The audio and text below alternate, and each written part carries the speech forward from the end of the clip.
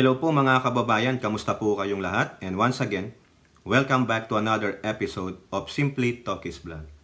Ang pag-uusapan natin mga kababayan ay ito pong inyong VP Sara Tamilmil Duterte. No? Kasi po talagang para pong merong mind conditioning na talaga. Since last year pa to, may mind conditioning na siya daw po ang the best of all the best. She have the best of both worlds. She can lead this nation to the greater heights. Talagang kinokondisyon tayo, lalong-lalo na ng mga survey firms. No? Talagang hindi natin alam kung commission or non-commission yung mga survey results na yan. No?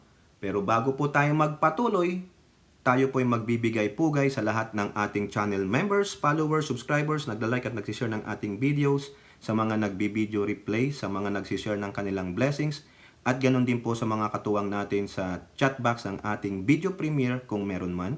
The likes of Marie Chris Hernandez, Elora Liz, si Aichang, si Miyu, si Kaluyal Wanabet, Kaluyal Senchang, si Alex Andrade, si Milestan, si Mami B, si Maritel T, si Ate Mighty Baisa na patuloy po nagpapagaling, si Priscilla Acepcion, Ilocana Kana, Ninita Umali, Nilda Arceo, si Lola Carclea, Lorna Rafael, si RN Tusens, Danny Reynado, Hattori, at si Malditang Lola, Mami Lu Parker, Simply Me Jenny, si Tita Nandito, si Jean Jagers, at si Miss Virgie Pamposa and Lozana Nerpio. O yun po, no? Bilis natin ha.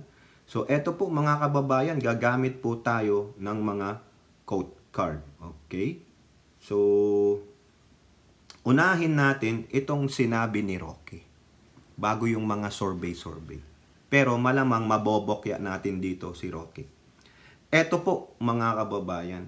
At isasama rin natin dito, pahapyawan natin yung kay Tambalina. Okay? Ayan po, quote card ni Harry Roque. Bakit mo naman aalisin sa gabinete ang pinakahahangaan at pinaka-approve na kalihim ng lahat ng departamento sa Pilipinas ngayon?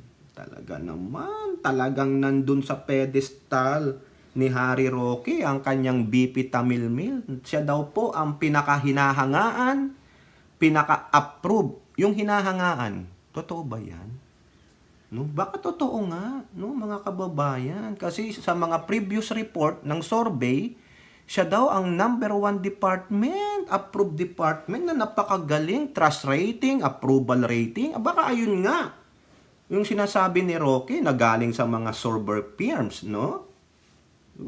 Paano mo pagkakatiwalaan yung survey firms na mga ganyan? Ilang number of respondents lang yung tinatanong nila. Buti sana kung the majority of the voting population, kung merong milyon, kung merong ilang milyon ng voters natin. Pero kay Harry Roque, okay na yon because of what? It is a mind conditioning. Ulit-ulitin natin quarterly o every week of the month. Ulit-ulitin. Kung kinakailangan mag-commission tayo, gawin natin para tumino sa isipan ng mga botante na si Sara Duterte lang ang pinakamagaling, pinaka-approve, pinaka-hinahangaan. Ngayon, kung hindi kayo nagbabasa ng mga balita at yung totoong kaganapan, paniniwalaan nyo ang talakitok na ito na isang pro-China apologies. She's the crown jewel dito sa ating bureaucracy. At bakit mo tatanggalin ang number 1? She is doing very well. She is the best cabinet secretary that we have in this government. Ang talaga naman.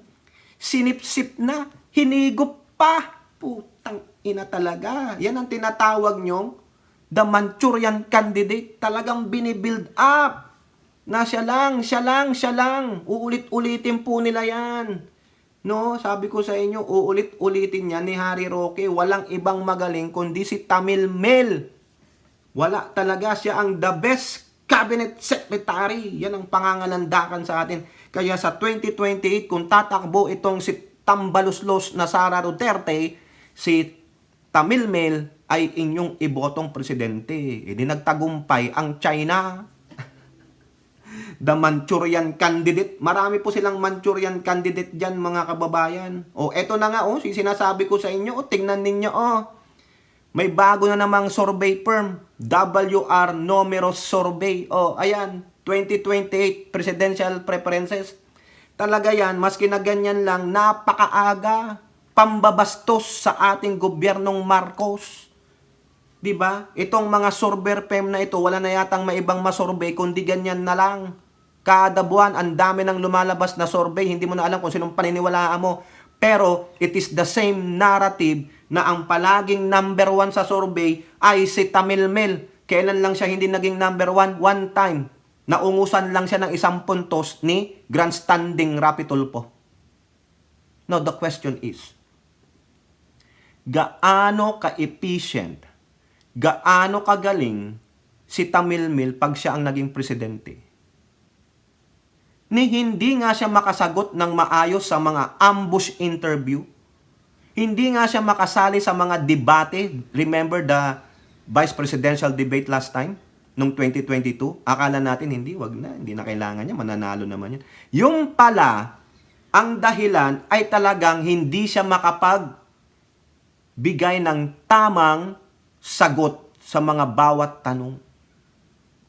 Ang sasabihin niya lang, I will let my USEC or ASEC ganito ang sasagot dyan. It is comprehensive, the answer of this representative of this ASEC or USEC. Yun lang po. Gagamitin niya yung sasabihin ng mga ibang tao at aariin niyang kanya. Ganun pala. Wala palang alam. Pero kay Roque, nasa tayuktok siya ng Timbuktu. Kumbaga, ano ba ang highest mountain in the world? Nandun si Sara Duterte na akyat niya na. Siya na ang pinakamagaling. She should be recognized by the whole world na siya lang ang pwede, capable na maglilid sa ating bansa. Tanungin mo ang posisyon niya sa West Philippine Sea? Wala. Kasi comprehensive na. Dinipensahan pa ng Pangulo.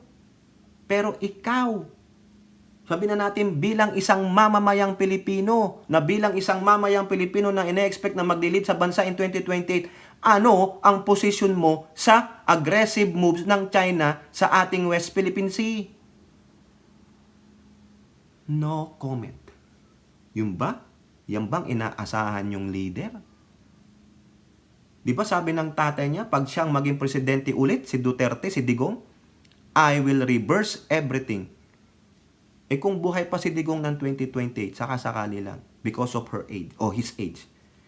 Sa palagay nyo ba, hindi niya i-influensya ang anak niya? Di ba? Duterte yan. Jeans niyan, Duterte yan. No? Liar, liar, pants on fire. Tignan nyo na lang yan. Paano kayo maniniwala dito? Sa survey nito, ang layo ng agwat ni grandstanding Rapi Tulfo. Pero sa isang survey, lamang si Rapi Tulfo. Di ba? Ano? Sino paniniwalaan ninyo? Yan ba yung mga nandyan? Kaya ba nilang ilid ang ating bansa? Yung mga pinaglalagay nila? Those are nonsense. Look at that. Sino yung nilagay nila? Di ba? Bakit hindi nyo ilagay dyan? Maski na hindi niya sinasabi. Si Gibo Teodoro. Ilagay nyo si Erwin Tulfo. Subukan nyo lang. Sakali lang. Di ba? Bakit? Kasi nga ginugroom nila eh. This is just a narrative na lagi nyong ilagay sa number 1 si Tamilmil. Pero para at least, nasa utak natin, no? Nung lalo na mga hindi nagbabasa ng balita, nakita lang yan, number 1 na naman si Sara, ito na, iboboto ko. Palaging nasa number 1. Yun lang, nandyan lang, nakita lang sa picture, number 1, okay na. Pero alam mo ba ang kakayahan niya bilang isang mamumuno, yung sinasabi ni Roque na siya ang pinaka-the best? How? Di Carabao siya ang pinaka-the best ba, Roque? Ha? Naku naman, kawawa naman yung mga ibang cabinet member talaga nagtatrabaho. Wala pala kayo sa tinatrabaho ni Tamilmil eh. Daig pala kayo ni Tamilmil pagdating sa katrabaho sa DepEd. Ha? Pinagtakpan na yung kahinaan ni Duterte by saying those number one siya sa survey. Pinagtatakpan ng survey yung kahinaan niyang mamuno ng DepEd. Pinagtakpan na ng Pangulong Marcos ang kanyang kahinaan sa DepEd. Kasi daw nagtatrabaho, okay na yun, nagtatrabaho kay Pangulo.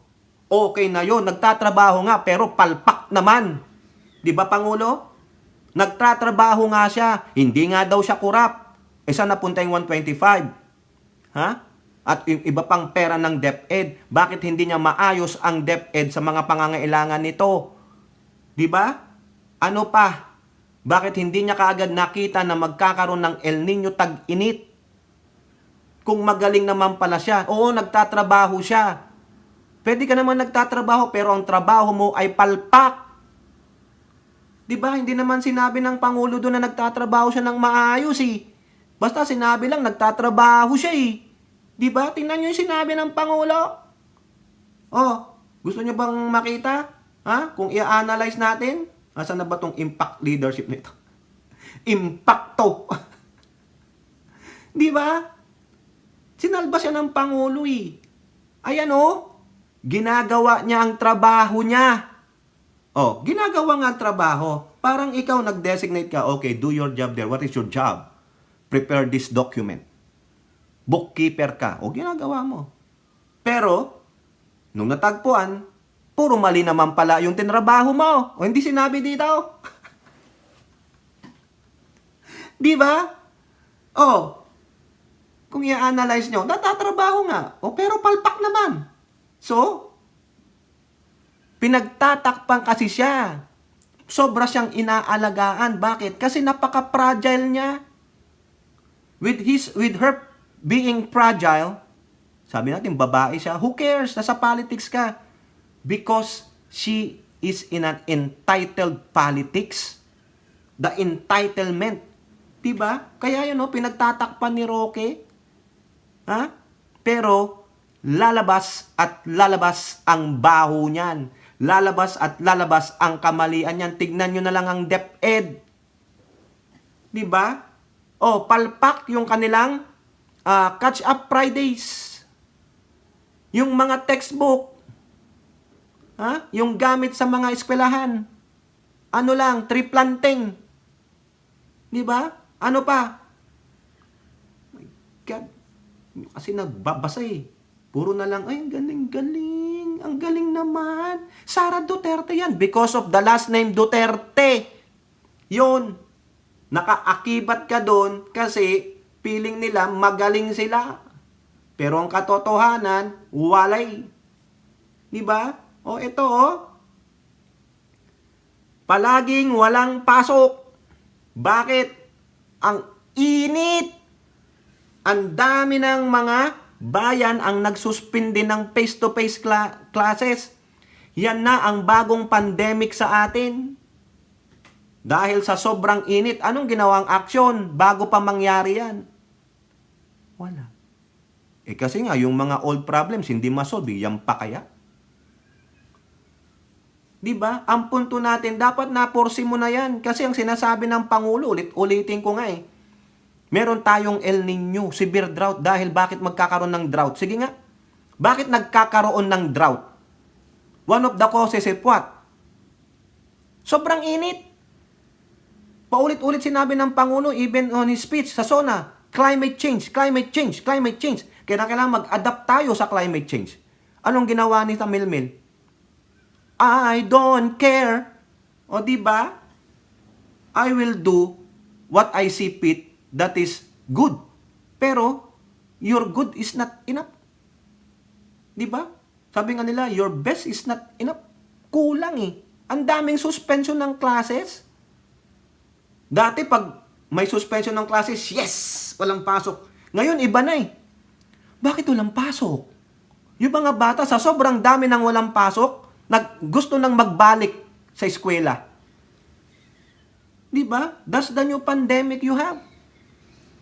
Because of the climate change. Sa sobrang init, umaabot na nga yata ng 48 or 50 degrees centigrade. Pero anong ginawa ninyo? Wala. O next year, ano gagawin ulit? Baka mas lalo pang iinit. Ano gagawin doon? Di ba? Hanap kayo ng mga renewable energy na kung saan pwede kayong maglagay ng gamit para at least kung mainit man o paanda rin nyo, centralized aircon o what. Dito nga sa amin, no, mga eskwelahan dito, ha? May mga, I think it's centralized aircon. Bawat isang building, naka-centralized aircon yan. Kung hindi man, kung naka-mobile class yan, may mga single unit AC. Oh, di ba? Makiusap kayo sa gobyerno na dagdagan yung pondo nyo para pambayad kuryente. Ang DOE, nacha-chastise na rin pati DOE kasi wala rin eh. Wala ring aksyong ginagawa. Yun ngayon, ano ang solusyon mo sa current problem? Yun, nakita nyo. Pinatunayan lamang na ang climate change ay matindi ang epekto, lalong-lalo sa mga bata. Edukasyon. Di ba sabi nga ng iba dyan, wala akong ibang maipapamana sa inyo, kundi ang inyong edukasyon. Mag-aral mabuti. Pero ngayon, wala eh. Ano pa ang sabi ni Speaker Romualdez sa mga bata? Mag-aral mabuti. Paano makakapag-aral ng mabuti kung kulang ng educational resources? Kayo ang number 1 budget sa buong General Appropriation Act every year. What we are doing. Sabi nga nila dyan, dapat isama nyo sa inyong education ang pagbibigay ng tamang impormasyon sa West Philippine Sea. Pero walang ginagawang DepEd. Bakit? Kasi no comment siya sa West Philippine Sea. Bakit niya include yan? Paano mapag-aalab ang patriotismo at nasyonalismo sa mga kabataan? Kung ang mismong namumuno doon ay walang masabi tungkol dyan sa West Philippine Sea. Di ba? Proper information dissemination. Wala.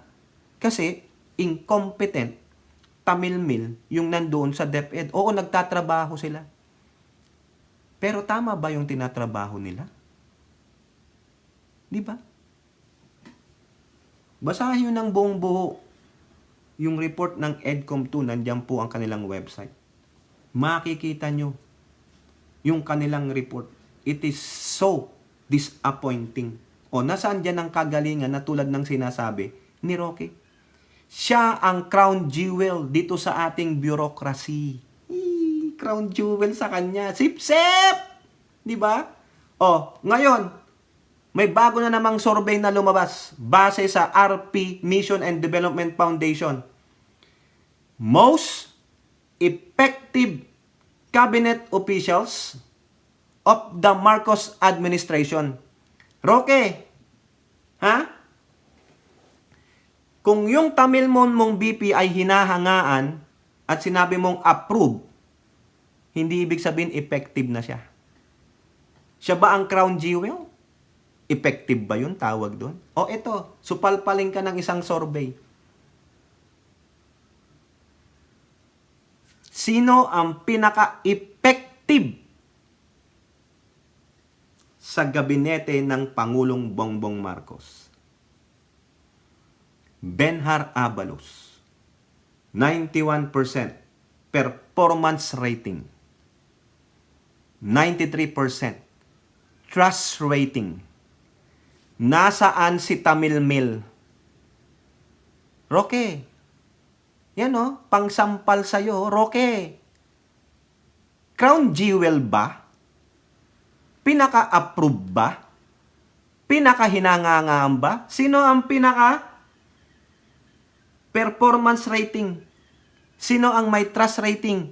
Sino ang pinaka-effective overall, sabi ng RP Mission? Malamang ito, kokontrahin nila yan. Ay, hindi naman yan. Hindi nang katiwa-tiwala yan. Bago lang yan. Gunggong. Di ba? Ito, ang katotohanan. Yan. Si DOT nga, si Garcia, di ba? Visible na visible siya, pero hindi nababalita. Kasi bakit? Kasi gustong iimplanta sa ating utak na si Tamilmil lang ang pinaka-crown jewel. Wala nang ibang tao sa gabinete ng presidente kundi si Tamilmil lang. Ano ito? Sabihin nyo na ang gusto nyong sabihin. Wapakils. Nasaan, Roque? Nasaan? Now, labas na tayo kay Tamilmil. Alam nyo na, naratiba lang ni Roque yan. Naratiba lang ng mga minions ng Duterte because they want Duterte. Bakit? Manchurian candidate ng China. Di ba? Oh, now, saglitan lang natin to. Naalala nyo yung sinabi ni Ninang Lisa about sa kanyang hipag? I am an outlaw. Maybe you should ask her. Anong sabi ni Tamil Mil? Ay, hindi na ako sasagot. Pasensya na. Oh, di ba? Kumbaga, in other words, no comment. Sa palagay nyo, tama ba yung move ni Amy Marcos? Sa akin, tama lang yan. Kasi pag sumagot pa dyan si Tambalina, si Tambalina, pipick upin lang yan. Magagatungan pa yan. Papatunayan lang, na meron silang awayan talaga. Hindi magkasundo yung mag-sister-in-law. Halata na. Ganun na. Siraan na. Ganun lang yan. Gagatungan po yan ng gagatungan hanggang sa lalong lumaki ang apoy. Ayun. Para sa aking opinion, kaya sabi ko nyo sa inyo, sandali lang, tama lang yung ginawa ni Tambalina. Patayin mo na yung apoy. Tigil na. Kumbaga, focus na lang tayo sa trabaho. Pasensya naman po, Ninang. Sabi naman ni Ninang, tanungin nyo na lang siya. Di ba? Wala naman siya sinabing masama kay Amy. I am just an outlaw. Kausapin nyo na lang siya. Very good. No? So, kudos naman dyan sa dalawang kababaihan. No? At least, hindi na nilagyan pa ng gaas yung apoy. Kung ano man meron sila, it's up to them.